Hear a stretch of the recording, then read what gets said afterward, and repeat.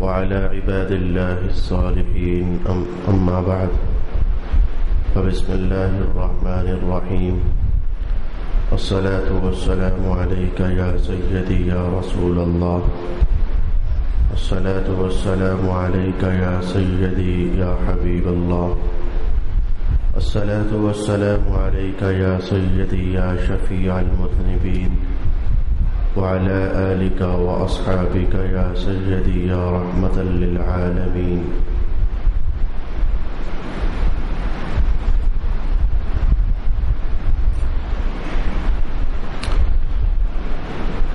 نماز میں کون سی چیزیں نماز کو توڑ دیتی ہیں اور فاسد کر دیتی ہیں، اس سلسلے میں گفتگو کا ایک حصہ ہم سماعت کر چکے ہیں. آج کی نشست میں ایک ایسی چیز کہنا چاہوں گا کہ لوگ سمجھتے ہیں کہ اس سے نماز ٹوٹ جاتی ہے، لیکن اس سے نماز نہیں ٹوٹتی. حقیقتاً جو چیزیں مفسد ہیں نماز کو فاسد کرنے والی، وہ تو ہم ایک ایک دو دو کر کے سیکھ رہے ہیں، لیکن بعض اوقات مغالطہ چل جاتا ہے.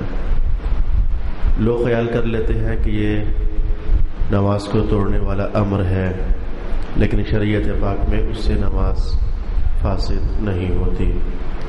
میری مراد یہ ہے کہ نماز کی حالت میں اگر امام صاحب بھول جائیں تو بعض اوقات ایسا ہوتا ہے کہ لقمہ دینے کی ضرورت محسوس ہو جاتی ہے، تو امام کو لقمہ دینے سے نماز فاسد نہیں ہوتی. بہت سارے ائمہ حضرات کی طرف سے سال بھر میں کہیں نہ کہیں سے یہ سوال پہنچتا رہتا ہے کہ نماز کی حالت میں لقمہ دیا گیا تو پھر ہم نے نماز دوبارہ پڑھی، یا دوبارہ پڑھنی چاہیے تھی یا دوبارہ نہیں پڑھنی چاہیے تھی. تو جان لینا چاہیے کہ لقمہ دینے سے نماز فاسد نہیں ہوتی. وہ لقمہ کسی بھی صورت کا ہو سکتا ہے.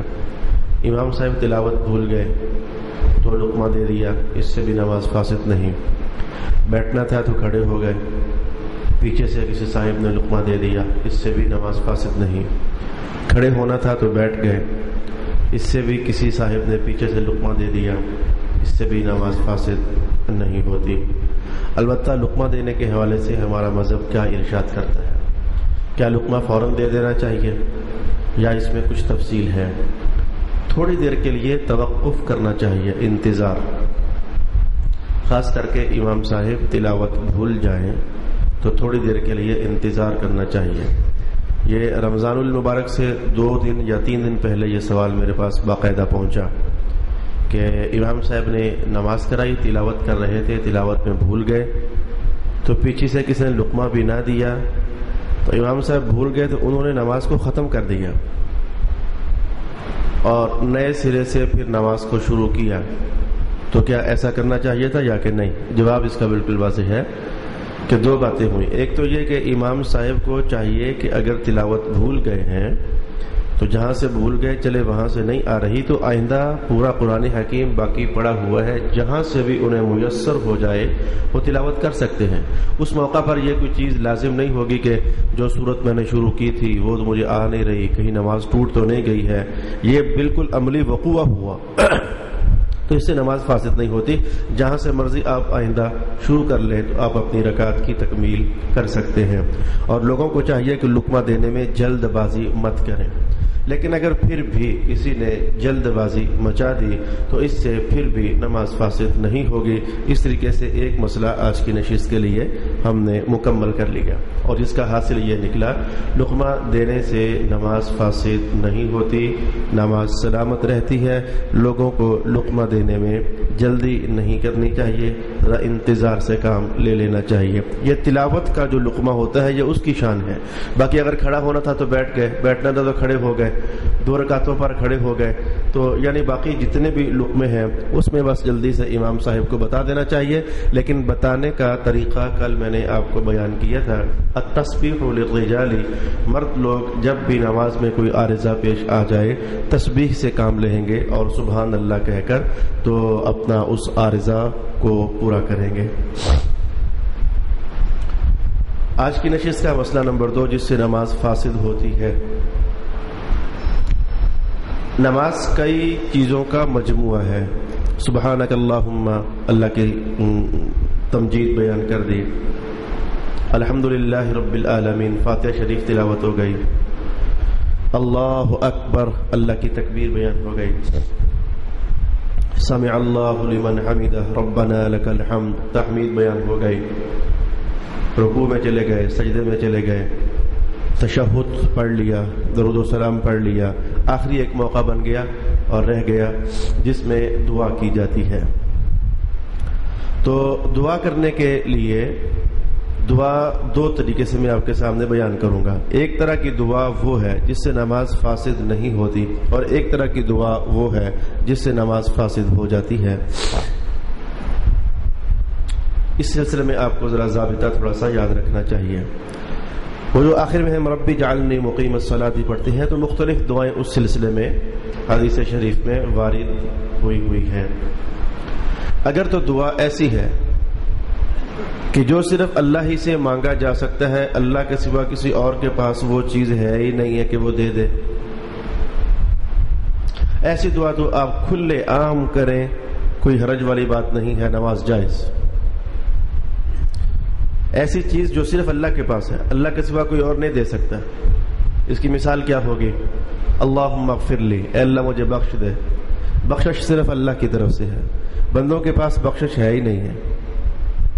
اللہم ارزقنی الجنہ، آخر میں جو مختلف دعائیں ہیں، اے اللہ تعالیٰ مجھے جنت نصیب کر دے۔ اب جنت دینا یہ اللہ کی طاقت ہے، یہ بندوں کے پاس جنت ہے ہی نہیں ہے۔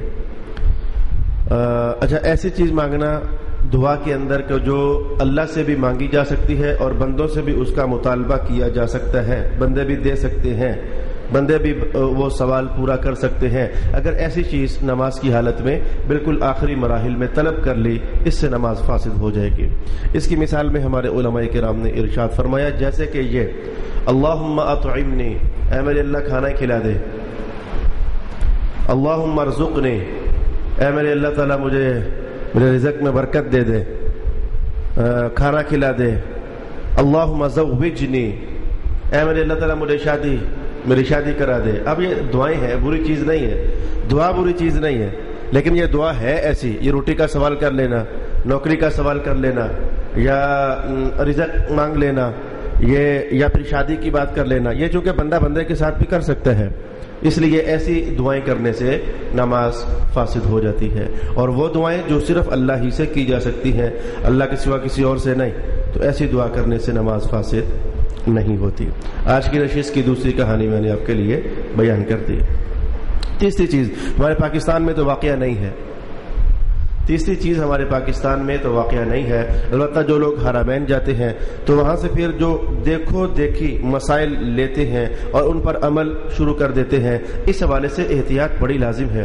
میں نے آپ کو بہت مرتبہ یہ بات دروس قرآن حکیم میں سمجھائی ہے، بہت مرتبہ یہ بات میں نے آپ کو بتائی ہے کہ مذہب وہی ہے جو رسول اللہ علیہ السلام سے ثابت ہے، یا حضور کے صحابہ سے ثابت ہے، یا قرآن سے یا حدیث سے یا اجماع سے یا پھر قیاس سے ثابت ہے۔ یہ دیکھو دیکھی یہ مذہب نہیں ثابت ہوتا کہ سعودی عرب والے یوں کرتے ہیں تو وہ مذہب ہو گیا، سعودی والے یوں کرتے ہیں تو وہ مذہب ہو گیا، جیسے پاکستان والے کوئی کریں تو ان کے کرنے سے مذہب نہیں بنتا، ایسے ہی بنگلہ دیش والے کچھ کریں تو ان کے کرنے سے مذہب نہیں بنتا، سعودی والوں کا بھی یہی حال ہے، وہ کچھ کریں تو ان کا کرنا مذہب نہیں بن جاتا ہے۔ جیسے میں نے آپ کو کئی بار کہا، وہ تو قرآن حکیم کے تقدس کو بھی نہیں سمجھتے ہیں، پڑھتے پڑھتے سر کے نیچے رکھ لیا بس، ٹھیک ہے، ان کے نزدیک امامہ کوئی شے ہی نہیں ہے۔ وہاں کے جو ائمہ ہے، امام 1 2 3 4 5 امام نماز پڑھانے کے لیے آتے ہیں، وہ کبھی ان کو امامہ باندھے ہم نے دیکھا نہیں ہے۔ آج بھی حرمین کی نماز لائیو چلتی ہے، وہاں دیکھا جا سکتا ہے رومال باندھا بھی نہیں ہوتا، لپیٹا ہوتا ہے، باندھا بھی ہو تو ہم کہیں کہ ہاں جی کچھ نہ کچھ تو امامے کی سنت اور رسم ادا ہوئی، وہ سر پہ رکھا ہوتا ہے، بلکہ لپیٹا بھی نہیں ہوتا۔ تو میں کہنا چاہتا ہوں کہ سعودی عرب والے جو ہے یہ ہمارا مذہب نہیں، مذہب رسول اللہ علیہ السلام ہے، مذہب قرآن اور سنت شریفہ ہے۔ لہذا میں نے کیا کہنا چاہا اتنی بات کہہ کر، اگر آپ کبھی حج کرنے جاؤ یا عمرہ کرنے جاؤ تو وہاں آپ لوگوں کو پاؤ گے کہ وہ نماز پڑھ رہے ہیں اور ایک ہاتھ باندھا ہوا ہے اور دوسرے ہاتھ میں قرآن پکڑا ہوا ہے، اور قرآن سے اوپر سے دیکھ کر وہ تلاوت کر رہے ہیں، اور جب رکوع کا وقت ہوا درمیان میں انگلی رکھی اور قرآن بند کر دیا اور رکوع میں چلے گئے، اور اسی حالت میں پھر سجدے میں چلے گئے۔ اب یہ تصویر دیکھیں کتنی خطرناک ہے، قرآن ہاتھ میں ہے اور سجدے میں چلے گئے، جس کا معنی تصویر میں یہ بن رہا ہے کہ پاؤں دوسرے کے پاؤں میں قرآن نیچے رکھا ہوا ہے۔ تو خیر مجھے اس وقت یہ بیان مطلوب نہیں تھا کہ قرآن پاک نیچے رکھ دیا، یہ مطلوب نہیں تھا، یہ تو غلط کہانی ہے ہی ہے، لیکن قرآن حکیم کو دیکھ کر کے تو تلاوت کرنا، اس سے نماز فاسد ہو جاتی ہے۔ آپ کو بتانا یہ تھا کہ اگر کوئی شخص قرآن حکیم کو دیکھ کر تو تلاوت کرتا ہے، اس سے اس کی نماز فاسد ہو جاتی ہے۔ التلاوۃ من المصحف ناظرا، نظر اوپر ڈر رہی ہے اور بندہ وہیں سے دیکھ کر پڑھ رہا ہے۔ البتہ ایک اور چیز ہے اس سے نماز فاسد نہیں ہوتی۔ مثلا میں حافظ ہوں، مجھے ویسے زبانی ہی قرآن پاک کا وہ حصہ جو پڑھنا چاہ رہا ہوں مجھے زبانی آتا ہے، تو ایسی حالت میں اگر میں نے قرآن سامنے ہے تو دیکھ لیا، جبکہ میرا پڑھنا دیکھنے کی وجہ سے نہیں ہے، پڑھ میں ویسے رہا ہوں لیکن نظر میری پڑ گئی قرآن حکیم پر، تو جو میں پڑھ رہا ہوں وہی ادھر سے دیکھ رہا ہوں، ایسی حالت میں نماز فاسد نہیں ہوتی، کیونکہ میں نے باہر سے کوئی شے پڑی ہوئی ہو تو وہاں سے دیکھ کر قرآن پڑھا ہو، ایسا نہیں ہے، پڑھ میں وہی رہا ہوں جو مجھے آتا ہے، لیکن صرف یہ ہے کہ میری نظر اتفاق سے قرآن حکیم پر جا پڑی۔ تو قرآن پاک کو دیکھ کر تلاوت کرنے سے نماز فاسد ہو جاتی ہے۔ اہم ترین چیز جو اب میں کہنے والا ہوں، اس کا تعلق ہر مسجد میں کہیں نہ کہیں ہے، نماز ٹوٹ جاتی ہے، ہر مسجد میں اس کا تعلق کہیں نہ کہیں ہے۔ مذہب کی زبان میں اسے کہتے ہیں عمل کثیر۔ عمل کثیر کرنے سے نماز فاسد ہو جاتی ہے اور عمل قلیل کرنے سے نماز فاسد نہیں ہوتی۔ بہت ساری چیزیں ہم نماز میں لگے رہتے ہیں، میں آپ کو مثلا بتاتا ہوں، جن احباب کی داڑھی ہے تو وہ مثلا داڑھی کے ساتھ کچھ ادھر کھینچا کچھ ادھر کھینچا، وہ انگلیوں کے ساتھ کنگھی کر رہے ہوتے ہیں نماز کی حالت میں، یہ دیکھا گیا، ان کا بال پھنستا ہے تو پھر دیکھتے ہیں، تو پھر بال کو وہ ٹوٹ بھی گیا تو پھر بھی دیکھا، یہ تصویر ہے جو لوگ نماز کی حالت میں کرتے رہتے ہیں۔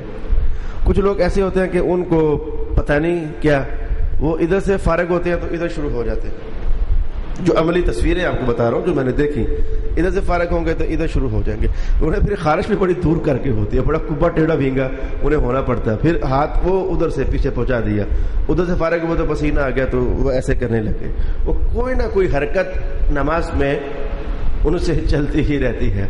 اچھا کچھ لوگ یہ بٹن بند ہے تو گرمی سی لگی تو بٹن کھولنے لگ گئے، پھر وہ اب ظاہر کہ بٹن جلدی بند نہیں ہوتا، پھر وہ تھوڑا کو ہونٹ دبایا تو پھر سر اٹھایا تو آخر کار کامیاب ہو گئے۔ یعنی مختلف قسم کی حرکتیں میں نے یہ آپ کو کر کے بتا دی جو نماز کی حالت میں میں نے پایا کہ لوگ ایسا کرتے رہتے ہیں۔ تو یہ جو مختلف حرکتیں ہیں، کون سی حرکت ہے جس سے نماز ٹوٹ گئی اور کون سی حرکت ہے جس سے نماز نہیں ٹوٹی؟ ایک اور خطرناک حرکت، کچھ صاحبان کو تو اپنے ناخن بڑے مزیدار لگتے ہیں اور موقع بھی انہیں نماز ہی میں ملتا ہے، ناخن اگر تحیات اللہ والصلوات والطیبات والسلام علیکم لگے ہوئے، ناخن اپنا کاٹ رہے ہیں، وہ ہے چھوٹا لیکن کٹنے میں آ نہیں رہا، لیکن وہ کامیابی چاہتے ہیں، لگے رہتے ہیں، تھوڑا کوئی پیس کٹ گیا تو اسے دیکھنے لگ گئے اور پھینک دیا، باقی کا سوچا کہ کاٹے کہ نہ کاٹے۔ نماز کی حالت میں ناخن کاٹتے رہنا، یہ بھی ایک تصویر ہے جو کہ میں نے لوگوں کے ہاں پائی ہے۔ اب ساری تصویریں میں نے تو نہیں دیکھنی ہوتی نا، میں امام ہوتا ہوں، وہ تو میں جب نماز سے باہر ہوں تو پھر دیکھتا ہوں کہ لوگ ایسا کر رہے ہوتے ہیں، آپ بھی تو اپنی آئیں بائیں دائیں بہت ساری تصویریں دیکھتے رہتے ہو۔ اچھا کچھ لوگ ایسا ہے کہ ٹوپی گر گئی نا، ٹوپی گرنے والا مسئلہ بھی ہے، ٹوپی گر گئی تو پھر وہ ٹوپی پکڑتے ہیں اور بڑے عزت آبرو کے ساتھ پھونک مارتے ہیں، وہ جالی والی ٹوپی ہوئی تو، اور پھر سر پر تو رکھ ہی لیا لیکن رکھا نہ، چاروں طرف سے برابر سیدھی کرنے کی کوشش، لو میرے بھائی بڑا ہو گیا۔ اب آپ سمجھ گئے کہ بہت ساری آپ کی حرکتوں کا میں نے جائزہ آپ کے سامنے پیش کر دیا۔ اب یہ جو ہم نے کہا بٹن بند کیے یا پھر ناخن کاٹا یا پھر ٹوپی گر رہی تھی تو اسے اٹھا کر ہم نے اوپر رکھا، تو ان سب چیزوں کا جواب کیا ہوگا؟ نماز ٹوٹی ہے یا کہ نماز نہیں ٹوٹی ہے؟ یا مسلسل خارش کرتے رہے، کبھی ادھر خارش ہو گئی تو کبھی ادھر خارش ہو گئی تو کبھی ادھر خارش ہو گئی، اس سے نماز ٹوٹی یا کہ نہ ٹوٹی؟ کچھ لوگوں کو یہ بھی تصویر میں نے دیکھی کہ شلوار ڈھیلی ہو گئی، وہ باندھی ڈھیلی تھی تو وہ اندر ہی فولڈنگ کرتے رہے، اور ایک صاحب کی تو بہت ہی بری حالت، ایسے ویسے نہیں کرنا چاہیے، یہ تو بہت ہی بری حالت ہے۔ وہ نماز کے اندر ان کو محسوس کیا کہ شلوار میری ڈھیلی ہے، وہ کھولا ناڑا اور اندر ہی باندھنے لگ گئے نماز کی حالت ہی میں۔ جماعت میں تو خیر نہیں تھے، انہیں پتہ کہ بےزتی ہوتی ہے، اکیلے بڑے مزے سے محو ہے ناڑا باندھنے میں، نماز پڑھنے میں نہیں، تو ناڑا باندھنے کے اندر محو ہے، اور باندھ بوند کر پھر ادھر سے ہی قل هو اللہ احد تک تو پہنچ چکے ہوں گے وہ، اور ساتھ ہی رکوع اور آگے آئے۔ اس سلسلے میں ہم مذہب کا ضابطہ سمجھتے ہیں کہ یہ جو حرکتیں نماز کے اندر واقع ہوتی ہیں تو ان سے نماز ٹوٹتی ہے یا کہ نماز نہیں ٹوٹتی۔ ہوا سے مصلی اڑ گیا، مجھے چلتے چلتے پھر تصویر یاد آ گئی، آپ اکیلے پڑھ رہے تھے، نماز ہوا آئی تو مصلی اڑا دیا، بھائی ٹھیک ہے، اب آپ سامنے زمین ہے کر لے سجدہ، لیکن نہیں، اب جب رکوع سے اٹھ کر کے تو سجدے میں جاؤ گے تو یہ تصویر میں نے دیکھی کہ وہ مصلی دوہرا سے بھی زیادہ دوہرا ہو کر کے تو ادھر پڑا ہوتا ہے، تو ہاتھ ادھر سے ایسے ڈالنا کہ وہ ساری تہ پلٹ کر کے واپس آ جائے، اور پھر وہ سامنے رکھا تو پھر نماز ادا کی۔ یہ بھی ایک تصویر میرے سامنے یاد میں آ گئی۔ اس سلسلے میں اب وہ جو الفاظ میں نے آپ کے لیے پڑھے وہ اب آپ کو مفید ثابت ہوں گے۔ ہر عمل کثیر نماز کو فاسد کر دیتا ہے، اور ہر عمل قلیل نماز کو فاسد نہیں کرتا۔ عمل کثیر ہے، زیادہ عمل، نماز ٹوٹ جائے گی۔ عمل اگر زیادہ نہیں ہے، چلو حرکت کر دیتا، حرکت کیا دیتا ہوں میں نے کہا نا، حرکتیں کرتے ہیں ہم نماز میں، حرکت کثیر نماز توڑ دے گی، اور حرکت قلیل نماز نہیں توڑے گی۔ حرکت کثیر اور حرکت قلیل کا فرق کیا ہوگا؟ کیسے ہم سمجھیں گے کہ یہ حرکت کثیر ہے اور یہ حرکت قلیل ہے؟ یہ کیسے ہم سمجھیں گے؟ میں شروع کرنے لگا ہوں، ذرا بات تھوڑی سی پیچیدہ ہے، میں شروع کرنے لگا ہوں۔ میں نماز پڑھ رہا ہوں تو آپ مجھے دیکھیں، سب لوگ مجھے توجہ کے ساتھ دیکھیں، میں نماز پڑھنے لگا ہوں۔ اگر میں نے کوئی نماز میں ایسا عمل کیا جس سے آپ لوگوں کو یہ محسوس ہو رہا ہے کہ لگتا ہے کہ مولانا نماز نہیں پڑھ رہے، تو یہ عمل کثیر ہوگا۔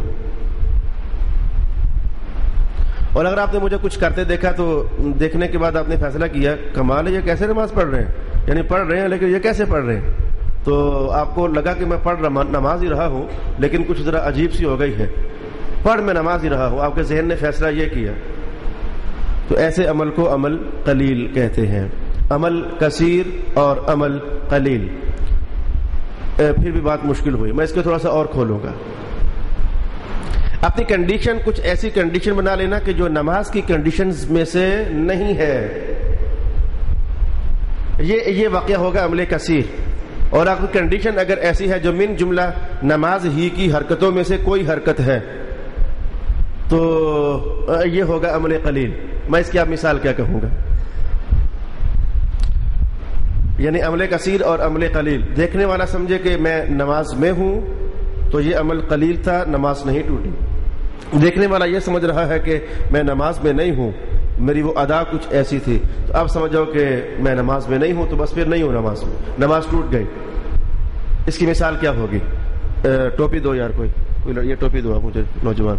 آپ دیکھیں یہ ایک ٹوپی ہے، نماز کی حالت میں گر گئے، تو ایک یہ ہے کہ میں سجدے سے اٹھا اور ہاتھ اپنا باندھ لیا اور ایک ہاتھ سے میں نے یہ ٹوپی اپنے سر پر رکھ لی، تو یہ ایک ہاتھ میرا بندھا ہوا تھا۔ آپ کو یہ جو میرا ہاتھ نماز کی حرکتوں میں سے ایک حرکت ہے اور نماز کی اداؤں میں سے ایک ادا ہے، جب آپ اسے دیکھتے ہو نا، اس ہاتھ کو، اگر تو لگتا ہے مولوی صاحب نماز پڑھ رہے ہیں پر یہ ٹوپی کا ماجرا ہے، ان کا کیا ہے؟ یہ ہاتھ جو ہے آپ کو سمجھا رہا ہے کہ یہ بندہ ہے نماز کی حالت میں۔ اب میں اس کے بالکل اگینسٹ آپ کو بتانے لگا۔ ٹوپی تھی جالی والی، تو شاہ صاحب جو ٹوپی دینا اپنی جالی والی، یہ پیاری سی ٹوپی مجھے فراہم کریں۔ اب یہ جالی والی جو ٹوپیاں ہوتی ہیں، یہ جب گرتی ہیں تو بندہ ایک ہاتھ سے اٹھائے تو یہ دیکھیں یہ سیدھی نہیں، فٹ نہیں ہو رہی، یہ میں نے کوشش کی بھی ہے، آخر کار کامیاب ہوا ہوں، لیکن یہ فٹ نہیں ہو رہی۔ اچھا بندے کی توجہ ہوتی ہے کہ میں اسے ذرا فوراً اٹھا کر کے تو سر پر فٹ کروں اور نماز اپنی پڑھوں۔ اب میں نے وہ ایسا کیا کہ دونوں ہاتھوں سے پکڑ لی۔ اب مجھے بتاؤ کہ میرے وجود میں کوئی ایسی حرکت نظر آ رہی ہے جو نماز پر نشاندہی کرے، اور میں اسے ایسے کر رہا ہوں؟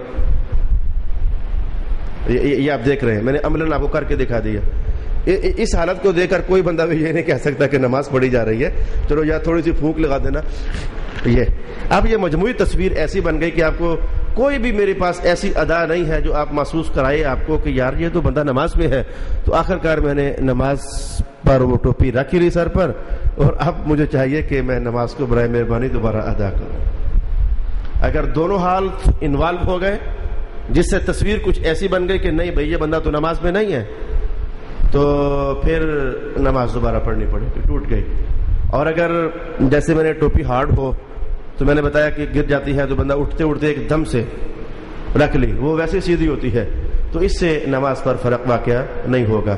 یا اس کی میں امامہ باندھا ہوا تھا اس کی مثال پیش کروں, امامے کی مثال آپ کو پیش کر دیتا ہوں. جن لوگوں کو اللہ امامہ باندھنا نصیب کر دے, میں یہ تو بطور مثال ہے نا, کوئی بھی حرکتیں ساری حرکتوں کو انہی پر آپ قیاس کریں. میں گیا تو امامہ ڈھیلا تھا, چلو تو ایک پلو میرا یہ کچھ نرم درجے کا سرک گیا, تو اب میں اٹھا تو کچھ ایسا سا ہو گیا. اب یہ کچھ ایسا سا ہو جاتا ہے بعض اوقات ہمارے ساتھ. تو اب اگر تو میں نے ایک وہ محسوس کر رہا ہوں کہ ایک ہی ہاتھ سے گزارا چل جائے گا, جلدی سے دبا لیا تو دوسرا ہاتھ ادھر ہی ہے, اب تو معاملہ ہوگا کلیئر, جیسے میں نے ٹوپی کی حالت میں آپ کو بیان کیا. اور اگر میں لگا ہوں اس کو اب باقاعدہ اس کی سلوٹیں نکالنے کہ یار نماز پڑھا رہا ہوں تو یہ کیسا لگے گا, تو دونوں ہاتھوں سے جناب باقاعدہ اہتمام. اب یہ امامہ باندھنا اس کیفیت کے ساتھ جس سے ایک ہاتھ بھی گیا دوسرا بھی گیا, وہ نماز کی نشانی ہی تقریباً وہ ختم ہو گئی. یہ فرق تب چلتا ہے کہ میں اکیلا نماز پڑھ رہا ہوں. آپ کو جی آپ اگر جماعت میں تھے تو ہمیں پکا پتا کہ آپ نماز میں ہیں, وہ آپ کی بات ٹھیک ہے بھائی. اگر اس ادا کو میں اکیلا نماز پڑھ رہا ہوتا تو ایک ہاتھ سے امامہ سیدھا کرتا یا دونوں ہاتھوں سے امامہ سیدھا کرتا تو فرق محسوس ہو جاتا ہے. یہی حال ناڑا باندھنے کا ہے. دیہاتی علاقوں میں دھوتیاں باندھتے ہیں, کپڑے کے وہ چادریں پتلی پتلی دھوتیاں باندھتے ہیں. تو اگر تو پلو سرک گیا نرم درجے میں تو ایک ہاتھ سے سیدھا کر لیا تو ساتھ ایک ہاتھ بندھا ہوا ہے, تو یہ دکھنے والے کو احساس دلاتا ہے کہ نماز ہے. اور اگر وہ چودھری صاحب جو ہے وہ دونوں پلو ذرا کھینچ کر کے تو اب وہ صحیح ڈبیں اپنی بنا رہے ہیں, اب یہ نماز کی خیر منانی چاہیے. ایک ایک حرکت کو ہم غور سے ذرا دیکھ رہے ہیں. خارش آپ کر رہے ہیں, ہاتھ باندھا ہوا ہے یا رکوع میں ہے یا تحیات میں آپ بیٹھے ہوئے ہیں, تو اگر کوئی نرم درجے میں کوئی ایک آدھ بار ایسا کر لیا تو چلے گزارا چلتا ہے. اور اگر آپ کو خارش نے تنگ کر دیا یا آپ ویسے تنگ ہو رہے ہو, خارش ہے بھی نہیں ہے, تو ایک ہاتھ آپ نے چڑھا دیا ادھر اور دوسرا وہ پاؤں کی طرف. اب تصویر آپ خود بنائیں. اب میں کیا کارٹون بن کر آپ کو بار بار دکھاؤں. ایک ہاتھ آپ نے پاؤں کی طرف بھجوا دیا, ایک آپ نے کندھے کے پیچھے بھجوا دیا, یا ادھر سے فرصت پائی تو کچھ ایسا سا ہو گیا. اب یہ کنڈیشنز ایسی ہیں کہ آپ محسوس کرتے ہیں کوئی بندہ بھی دیکھے گا تو یہ نہیں سمجھے گا کہ نماز پڑھی جا رہی ہے, لہذا اس حالت میں نماز فاسد ہو جاتی ہے. البتہ رسول پاک علیہ السلام جس چیز کی اجازت دے دے تو بندہ چل پھر بھی لے, ٹر پھر بھی لے, کیونکہ فرمان حضور کا ہوتا ہے, وہ نماز پھر بھی نہیں ٹوٹتی. یہ ایک عجیب کہانی ہے, یہ ایک عجیب کہانی ہے. اس کی مثال کیا ہوگی؟ رسول اللہ علیہ وسلم فرماتے ہیں کہ جس بندے کو قے آ جائے یا کچھ ایسا ہو جائے کہ اس کا نماز کی حالت میں وضو خراب ہو جائے تو وہ ایسا کرنا چاہے تو کر سکتا ہے. کیسا؟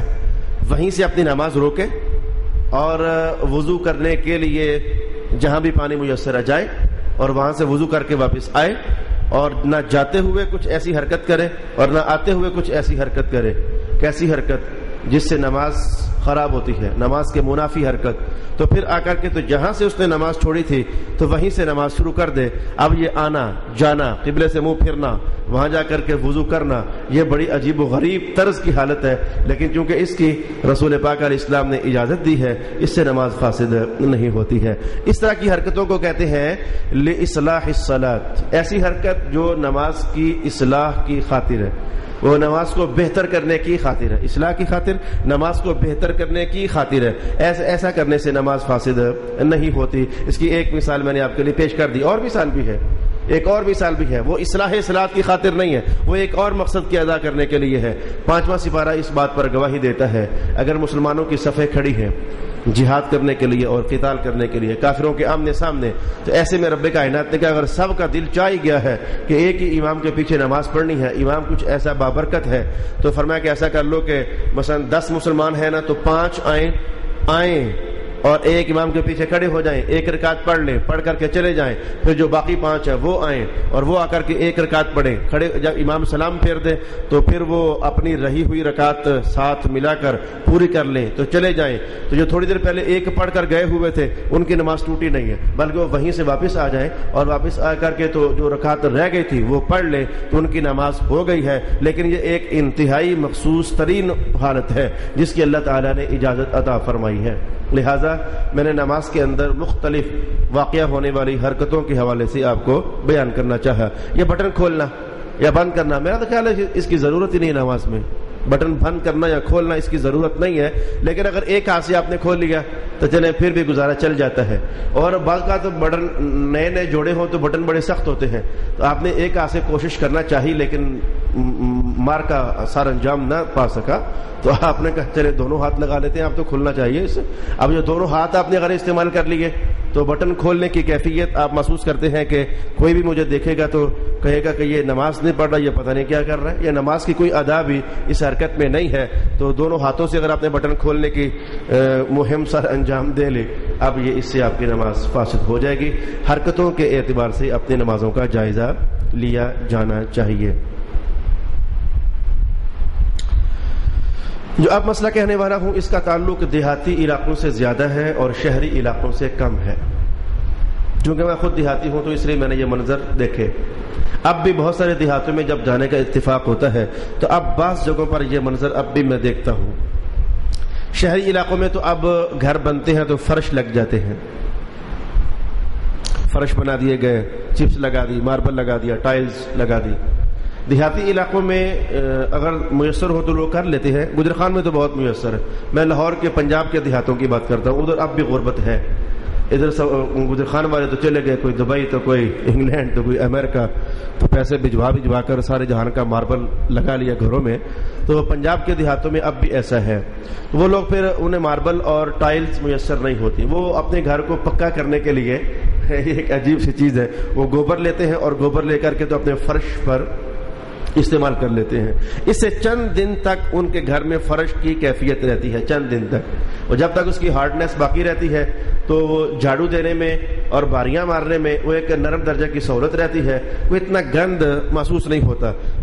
انشاءاللہ یہ تصویر آپ نے بھی کہیں نہ کہیں گھروں میں دیکھی ہی ہوگی۔ کچھ لوگوں نے تو اپنی دیواروں کو بھی گوبر ہی سے لیپ دیا ہوتا ہے، پھر جب تک برسات نہ آئے تو ان کی وہ گوبر کی لیپ وہ ٹوٹتی نہیں ہے اور ختم نہیں ہوتی ہے۔ تو جو گوبر کے ساتھ لپے ہوئے گھر یا فرش گوبر کے ساتھ لیپ دیا گیا، تو ان فرشوں کی اور ان گھروں کی کہانی میں آپ کے سامنے بیان کرنا چاہتا ہوں۔ مسئلہ یہ ہے کہ ننگی زمین پر نماز پڑھنا جائز ہے،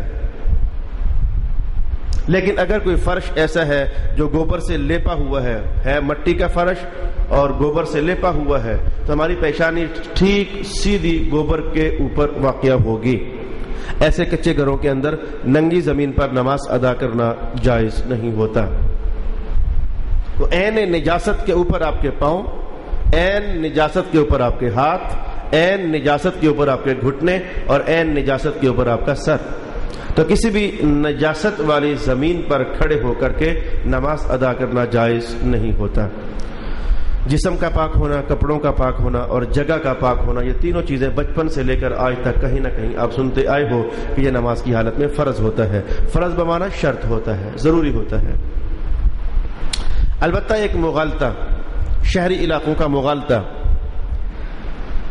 شہری علاقوں کا مغالطہ یہ ہے کہ جہاں فرش لگے ہوتے ہیں تو چھوٹے بچے جس گھر میں بھی ہوں تو وہ پیشاب کر دیتے ہیں۔ قالین کی بات نہیں کرتا، قالین کی بات نہیں، میں زمین کی بات کرتا ہوں۔